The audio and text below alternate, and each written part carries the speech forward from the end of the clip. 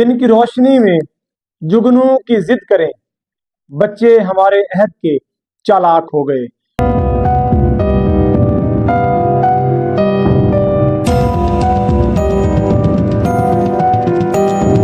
आजकल के जो बच्चे हैं, सोशल मीडिया और मीडिया का इस्तेमाल जब वो करते हैं तो यकीन मानिएगा कि आज से 10 साल पहले या 15-20 साल पहले वाले बच्चे अब नहीं रहे।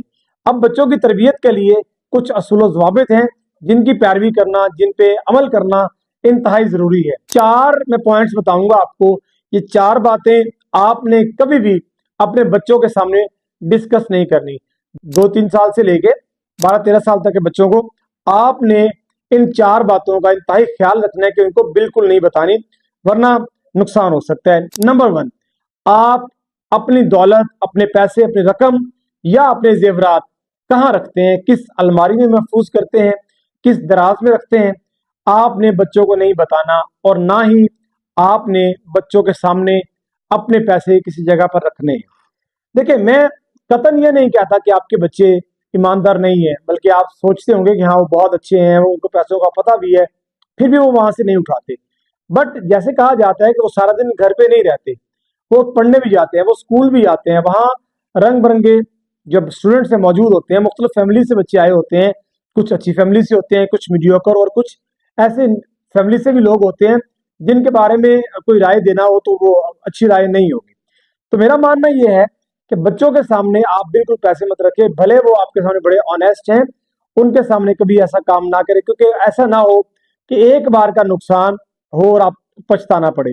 नंबर 2, आप टेलीफोन पे अपने अजीजों कारब से मोबाइल फोन पे बात करते हैं और उनके घर में कोई मसला मसाइल चल रहे हैं, कोई लड़ाई झगड़े चल रहे हैं या किसी भी किस्म का इशू है, तो do not discuss these kind of issues in front of your children. अपने बच्चों के सामने कतई डिस्कस ना करें कि आपके सिस्टर के घर, आपके कजन के घर, आपके चचा के घर, आपके मामू के घर किस तरह के मसाइल चल रहे हैं।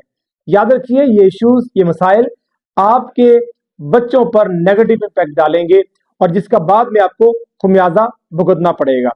तरबियत ये नहीं है कि बच्चों को आपने तमाम चीजें प्रोवाइड कर दी, बल्कि तरबियत करना एक आर्ट है, एक फन है और एक टेक्निक है।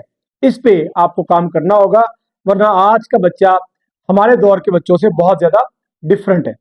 नंबर 3, आपकी तनख्वाह या आमदनी कितनी, एग्जैक्ट अमाउंट आपने अपने बच्चों को कभी नहीं बतानी कि मैं इतने पैसे माहाना कमाता हूं या इतने पैसे में रोजाना कमाता हूं।